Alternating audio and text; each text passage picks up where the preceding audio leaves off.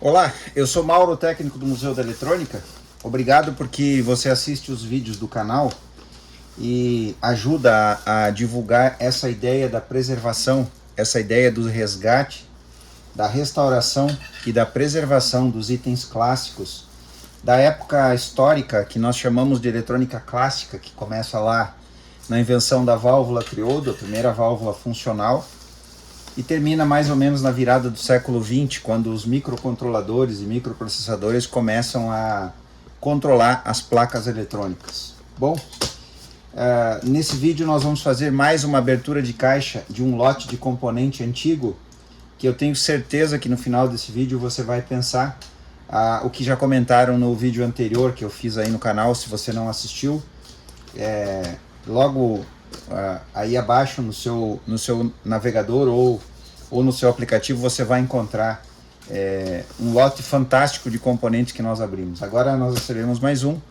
e vamos à introdução e vamos abrir em seguida.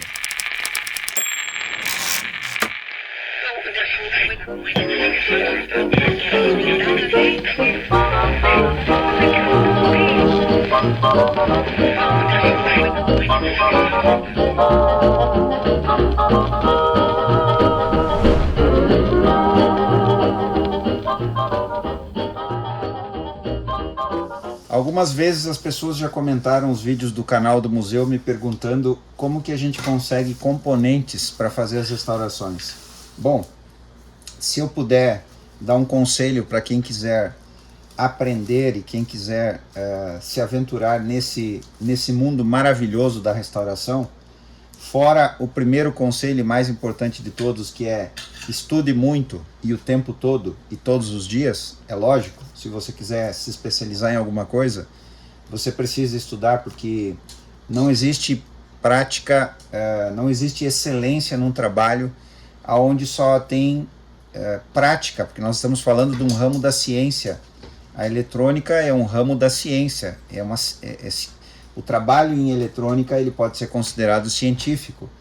Então é necessário que se comece pelo estudo, pela teoria. É por isso que no passado as pessoas sempre começavam pelos cursos que existiam por correspondência, que vinham pelo correio, Instituto Universal Brasileiro, Instituto Radiotécnico Monitor, Ocidental Schools e assim por diante. Inclusive, para aqueles que perguntam como aprender eletrônica, a gente já tem, se você for lá nas playlists do canal, você vai encontrar lá uma pasta que o nome é exatamente esse, Como Aprender Eletrônica. Você precisa fazer um curso antigo. Às vezes as pessoas me perguntam, você recomenda o novo curso do Instituto Universal Brasileiro? E eu respondo, depende do que você quer aprender. Se você quer trabalhar com eletrônica moderna, eletrônica digital, então você faz um curso moderno, atual. Agora, se você, assim como nós, ama essa eletrônica antiga, a eletrônica analógica, você necessariamente precisa fazer um curso antigo, um curso que você vai encontrar nos sites na internet, você vai encontrar para fazer o download, e aí você vai estudar eletrônica antiga. Então, para restaurações é preciso duas coisas, além de muito estudo e logicamente prática, né? Mas a prática, idealmente a prática tem que vir depois do estudo. Você precisa de componentes, e se você se aventurar a comprar componentes modernos, hoje a gente sabe, fabricados na China, você fatalmente vai se deparar com um problemão, que são os componentes adulterados, né? Os componentes falsos. Mas essa caixa, então, ela chega lá de uma cidade no sudeste do Brasil. Ela veio de um técnico veterano e ele pediu para que a gente guarde a sua privacidade. Então nós vamos abrir agora e vamos olhar o conteúdo, que é o que mais importa para você que está assistindo. Bom, é uma caixa de sapatos, uma caixa pequena que todos nós temos em casa, mas eu quero começar essa abertura de caixa e eu não sei exatamente o que tem aqui dentro, porque nós fizemos uma negociação de compra e alguns itens eu vi, outros itens eu não vi. Isso não é relevante, não é importante. Eu sei que aqui dentro tem coisas muito importantes para o acervo do museu e que vão ser decisivas nos projetos de restauração. Mas são nas pequenas caixas que se guardam os grandes tesouros, né? Então vamos lá? Vamos analisar junto o que tem aqui dentro.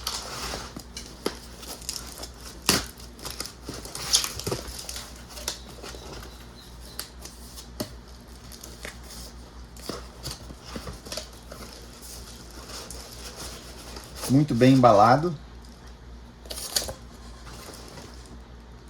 Legal? Vamos começar então. Terminais de terra novos, de época. Quando a gente está trabalhando com rádio valvulado, que tem chassis, pode ser transistorizado também, mas o rádio que tiver chassis metálico, os pontos de aterramento eles são fundamentais. E esses terminais são a maneira mais segura de fazer os pontos de aterramento, é isso que as fábricas faziam. Então, ao invés de soldar os pontos de terra no chassis, em alguns casos é mais eficiente, mais garantido que o ponto de terra seja eficiente, fazendo um furo e atravessando um parafuso e colocando um terminal de aterramento como esse aqui. Esses terminais muito provavelmente não são fabricados há décadas, porque a utilidade deles é realmente a montagem de rádios em chassis. Chaves de ondas novas de 2 e 3 posições. Bom, eu não sei se você consegue, creio que sim, imaginar uma viagem no tempo.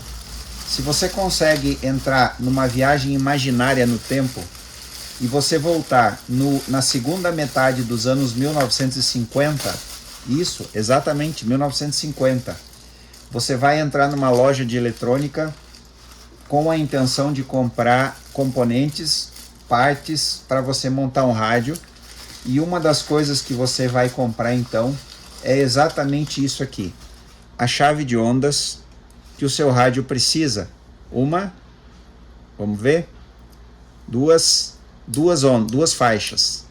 Essa é a chave de 2 faixas, brilhando como ela saiu da loja há nada mais, nada menos do que 70 anos atrás. Uma chave de ondas para um rádio de 2 faixas. Aqui tem mais. Agora, mais uma, brilhando. Essa aqui deve ser 3 faixas? Sim, essa é 3 faixas, dá para ver aqui. Ela tem um contato, que é o contato permanente, né? E tem o contato que fica deslizando entre os outros. Então, 1, 2, 3 faixas. 3 faixas, ok? Perfeito. E aqui tem mais uma, que não é igual, é de outro tipo, mas também é, vamos ver, de aqui, uma, com a mão não é a maneira mais correta de se fazer isso, né? Aqui deveria ter um knob, mas para não atrasar o vídeo, mais uma chave dupla de 2 seções de 3 faixas de ondas, ok? Perfeito. Nós acabamos de fazer uma viagem aos anos 1950 e voltamos de lá com 3 chaves de ondas para montagem de rádios. O que mais que a gente tem aqui? Um potenciômetro original 100.000 ohms, potenciômetro de fio. Eu não consigo ver a marca, mas pode ser que seja Constanta, pode ser que seja um potenciômetro de fio. Ele é totalmente fechado. Aqui tem uma entrada e pelo cuidado que o proprietário tem com os componentes, eu já sei que isso aqui está absolutamente limpo, então não há problema de ficar girando o eixo assim. Não gire o eixo de potenciômetros antigos que ficaram muito tempo parados e que encheram de poeira. A poeira lá dentro, quando você gira o eixo, ela vai desgastar a trilha lá, que já está fragilizada, e ela vai se desgastar. Então, nós já temos 2 partes para montar um rádio. Isso aqui também é dos anos 1950. Então, nós fizemos mais uma comprinha lá nessa época, né? 1950. Aqui tem instruções para ligação de bobina de antena, ligação de válvulas, ligação de osciladora. Isso aqui o colega fez de próprio punho, que ele acompanhou os vídeos do último rádio aí que a gente postou, o Empire, que já está pronto, e ele nos nos envia aqui algumas dicas de montagem. Vale lembrar e vale ressaltar que esse colega começou a montar rádios lá nos anos 1960, então o colega tem toda a experiência e tem a teoria também pelos cursos que fez para fazer montagens de rádio. Essa colaboração é fundamental, eu fico muito grato. Aqui tem uma, creio que seja o que eu estou pensando, uma bobina osciladora de um kit, uma bobina osciladora nova, original, 3 faixas, ondas médias, ondas tropicais e ondas curtas, e aqui a bobina de antena. Eu vou preservar os dois papeizinhos porque a gente vai guardar elas exatamente do mesmo jeito. Então a gente tem aqui uma dupla, né? Osciladora e bobina de antena, também remanescentes lá dos anos 1950. 3 faixas. A gente tem aqui, nós continuamos na nossa viagem do tempo e voltamos mais uma vez lá nos primórdios da década de 1950 em diante. Isso aqui, para quem nunca viu, se chama monobloco. Como é que funciona isso?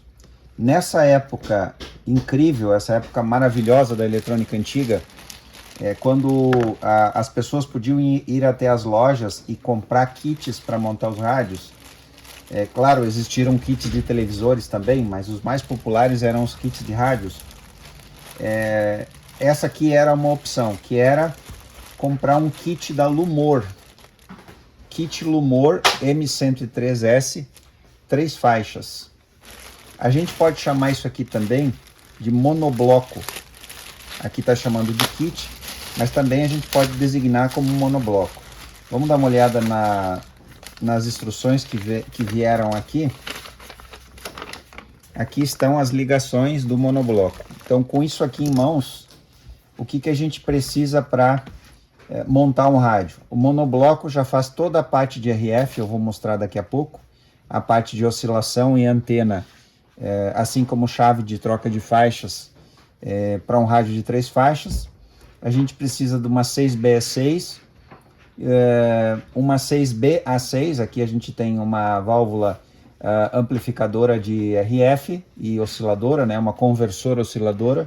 Aqui a gente tem uma amplificadora de FI, e aí a gente segue aqui, vai para uma válvula detetora, né, que pode ser uma 6AV6 ou outra, e depois a saída de áudio.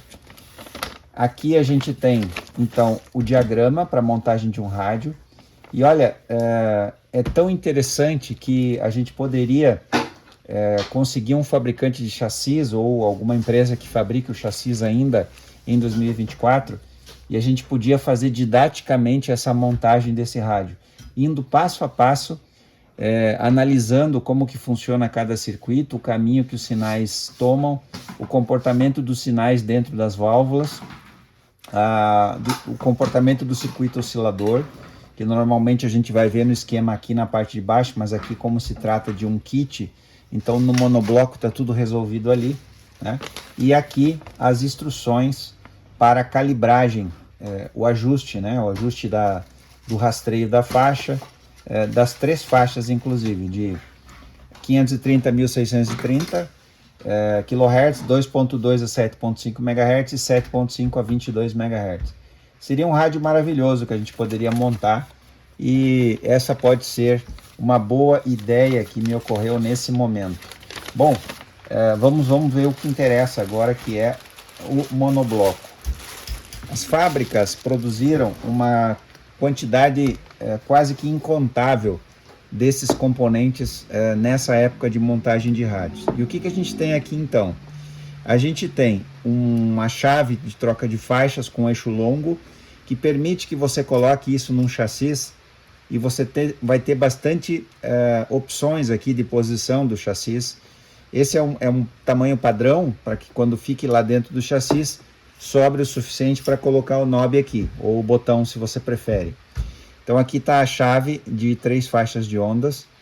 Aqui a gente tem as bobinas, desse lado a gente tem a seção de antena. e aqui a gente tem a seção osciladora das 3 faixas, ondas médias, ondas tropicais e ondas curtas. Aqui na parte de baixo a gente tem os ajustes das bobinas, então aqui as bobinas de antena, aqui ajuste de antena, aqui ajuste de oscilação, né, para acertar o rastreio das estações nas faixas, e aqui os respectivos trimmers, os trimmers osciladores desse lado das 3 faixas e os trimmers de antena desse lado das 3 faixas. Então note como isso aqui foi bem pensado, né? E é por isso que se chama monobloco, porque aqui resolve toda a parte de RF praticamente do rádio é resolvido aqui. O que não vai estar aqui? A válvula osciladora conversora, que vai estar aqui do lado, ou aqui atrás, que vai ser feitas as ligações nesses terminais conforme o esquema que está lá. Então, a montagem de um rádio clássico com esse kit, ela se torna muito, mas muito mais fácil. Legal, a nossa viagem aos anos 1950, ela está sendo bem produtiva. Vamos seguir então, e eu já enxerguei aqui uma coisa que eu sabia que viria, que é muito legal e que tem a ver também com essa ideia de montagem de um rádio clássico. Eu vou pegar primeiro aqui o esquema. Notem o cuidado do colega, eu fico muito agradecido porque o colega teve esse esforço de desenhar esses esquemas, de mandar junto com cada componente. Isso eu tenho que destacar, e lamento dizer isso, algumas pessoas fazem a diferença, mesmo numa época em que as pessoas estão tão distantes, uma época de muita insegurança, muita incerteza. A gente tem pessoas aí que são preocupadas com o outro, com o seu semelhante. Então olha o trabalho que o colega teve para desenhar todos esses esquemas e colocar junto com os componentes. Ele podia simplesmente fechar a negociação, colocar tudo numa caixa e mandar para cá, e isso seria problema meu. Ele não fez isso. Ele mostrou para nós, e isso aqui de novo é uma viagem no tempo, o colega mostrou para nós como é que era o relacionamento das pessoas nos anos 1960 em diante, 60, 70 e vamos dizer aí 80. A partir de 90 eu acho que já não era mais assim, porque foi a época em que eu já era pós-adolescente, já adulto, e eu sei como as coisas funcionavam a partir dos anos 1980. Mas então, feito esse reconhecimento público, esse elogio ao colega, as bobinas osciladora e a bobina de antena, para a gente fazer a montagem de um rádio onde a gente não tem um monobloco. É uma situação diferente aqui. Aqui nós não temos um monobloco. Nós temos uma chave de faixas de 3 faixas, uma chave de ondas. Nós temos agora uma bobina osciladora e uma bobina de antena. Bobinas originais no seu estado original, como elas saíram da fábrica, no seu encapsulamento metálico original de alumínio, ondas médias, ondas tropicais e ondas curtas, a osciladora, ondas médias, ondas tropicais e ondas curtas. Agora, se a gente olhar no esquema, a gente então identifica aqui as ligações das bobinas de antena, que é essa aqui, inclusive está aqui com as cores dos fios. Olha só o cuidado que o colega teve. Os fios são coloridos e ele identificou aqui as cores dos fios para fazer as ligações. E a bobina osciladora, onde tem aí também do mesmo jeito a identificação dos fios, ok? Muito obrigado, eu fico muito feliz por ter recebido isso aqui, que são joias da eletrônica antiga, e ainda mais nessa condição, nessa situação que chegam aqui. Eu tenho a sensação que eu entrei na loja lá nos anos 50, 60 e fiz a compra disso aqui e vim para casa fazer a montagem do meu primeiro rádio. Bom, agora o que eu estou ainda vendo, aqui tem mais um potenciômetro, ok? Mais um potenciômetro de 100K. Esse aqui, os dois são iguais. Eu fiquei em dúvida, mas os dois potenciômetros são iguais. Então aí, para 2 projetos tem os potenciômetros que a gente precisa. Agora, também temos lâmpadas originais da época. E aqui, pela explicação que ele já me deu, são lâmpadas Philips originais de rosca tipo baioneta, de 6,3 volts e 150 miliamperes. essas lâmpadas são extremamente raras, elas praticamente não existem mais. Existem, claro, lâmpadas produzidas na China hoje, lâmpadas modernas, mas não são sequer elas podem ser comparadas com essas lâmpadas Philips originais, né? E aí o colega me disse que aqui junto nessas lâmpadas tem ali algumas lâmpadas primitivas que foram usadas nos rádios entre 1929 e 1934. Não vou identificar elas agora, mas esse é um acervo maravilhoso de lâmpadas. Olha quantos rádios a gente pode salvar com esse estoque aqui de lâmpadas.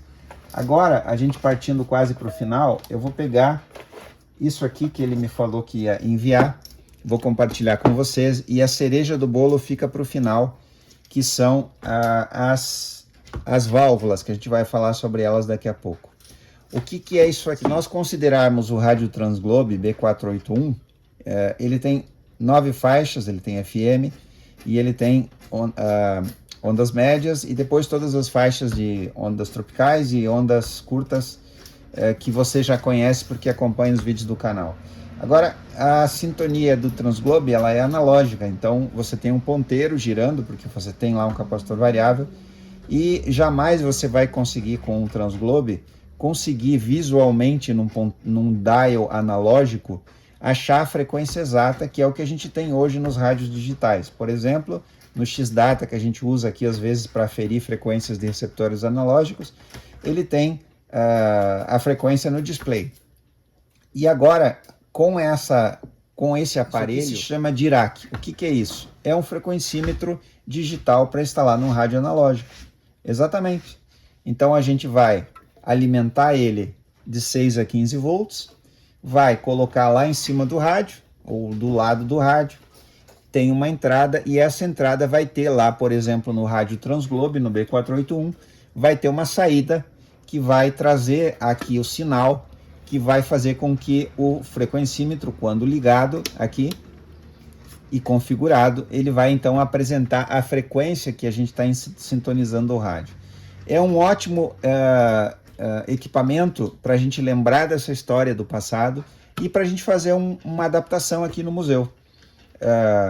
Eu já me comprometo nesse vídeo para o futuro, a hora que a gente tiver um rádio nosso aqui restaurado, funcionando perfeitamente, a gente faz a adaptação e mostra então o Dirac funcionando. O Dirac foi criado por um radioamador, está aqui a designação dele, mas você pode pesquisar na internet aí e você vai encontrar, com certeza, pesquise como frequencímetro Dirac, você vai achar as informações sobre esse equipamento aqui, frequencímetro digital para instalar nos rádios analógicos. E agora a gente vai para a cereja do bolo, está terminando, e eu vou começar aqui com duas válvulas que já são conhecidas daqueles que assistem o canal. Vamos usar uma válvula dessas no projeto do Empire, é um pentodo de saída de áudio, e se você acompanhou aí o trabalho do Empire e os vídeos finais dele, você viu como o áudio é bom. Essa válvula, ela é uma válvula que foi produzida com características para ser usada em áudio. Ela não é uma válvula específica de áudio. Foi dado outras utilidades para ela, é claro. Mas, como você viu nos vídeos aí do Empire, ela tem uma alta transcondutância e um baixo ruído, que dá um excelente resultado. Então, veio aqui um par de 6AQ5. Eu fico muito grato, porque com essas válvulas a gente com certeza vai poder salvar outros projetos aqui no museu de rádios clássicos que virão e que inclusive estão aí aguardando ainda na fila para a gente falar nos vídeos. Então, comecei aí pela 6AQ5 e agora eu vou falar de 4 unidades de uma válvula produzida na Alemanha.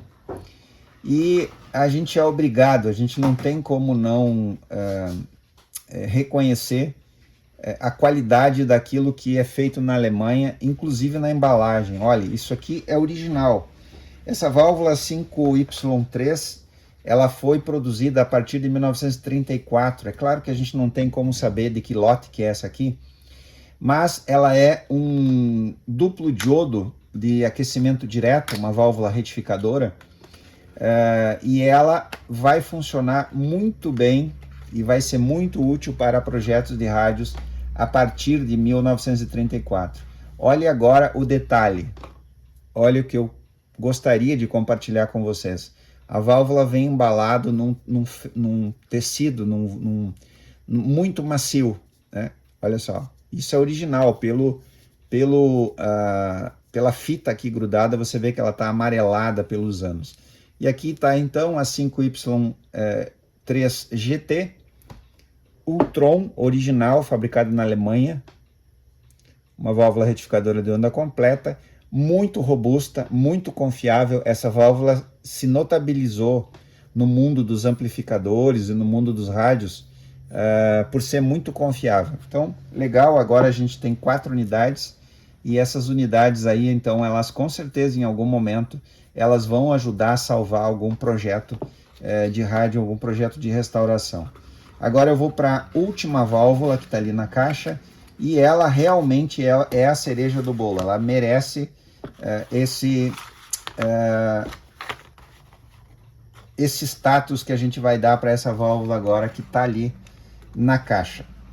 Vamos lá então, o que a gente tem aqui? A gente tem aqui nada mais, nada menos que um par de válvulas Mullard EF86. O que é a válvula EF86, se você nunca ouviu falar dela? É um pentodo de áudio, e qual é a característica que é? Nós acabamos de falar que essa Isaac 5 é um pentodo de áudio, só que a EF86 ela tem uma outra característica. Ela foi produzida para áudio. Essa válvula é específica para montagem de equipamentos de áudio, pré-amplificadores e amplificadores. Ela tem baixíssimo ruído, baixíssima microfonia, e ela tem dentro dela, e você pode ver de fábrica já, uma blindagem eletrostática que dispensa o uso de canecos metálicos. Se você procurar na internet fotos de amplificadores e pré-amplificadores valvulados para guitarra, por exemplo, você vai ver que eles têm, quase sempre eles têm, nas válvulas pré-amplificadoras, eles têm um caneco metálico. A F86 vem de fábrica já com isso. É uma válvula, especialmente essa válvula Mullard, de altíssimo padrão de fabricação. É uma válvula muito desejada, porque ela foi desenvolvida a partir de mais ou menos 1947, essa válvula foi introduzida. Você deve estar com água na boca se você é músico. Você sabe o que é um par de válvulas EF86. Essas válvulas permitem que a gente fabrique um pré-amplificador para guitarra ou para áudio, enfim, para músicos de altíssimo padrão, de padrão internacional. Bom, essas são, como eu disse, a cereja do bolo. Eu fico extremamente grato pelo colega que com todo cuidado, com todo carinho, escreveu esses manuais, mandou para nós, embalou esse lote e ensinou para nós, como eu disse antes. O colega nos ensinou em 2024 como ajudar um outro colega, como querer que o outro colega se dê bem também, que o outro colega tenha sucesso nos seus projetos, nos seus desafios. Esse lote maravilhoso, é o segundo lote maravilhoso que vem desse colega. Eu não sou ansioso, vocês sabem pelos vídeos que eu não sou, porque se eu fosse ansioso eu não poderia trabalhar com restauração, né? Quem é ansioso não pode trabalhar com eletrônica, especialmente com restauração. Mas eu fico ansioso para que o colega me ofereça novos componentes, novos lotes, e será um prazer fazer negociação com esse colega, porque ele merece o nosso respeito e admiração pelas atitudes que ele tem demonstrado aí nesses lotes que chegaram aqui no museu. Legal? Obrigado por você assistiu e até o próximo vídeo.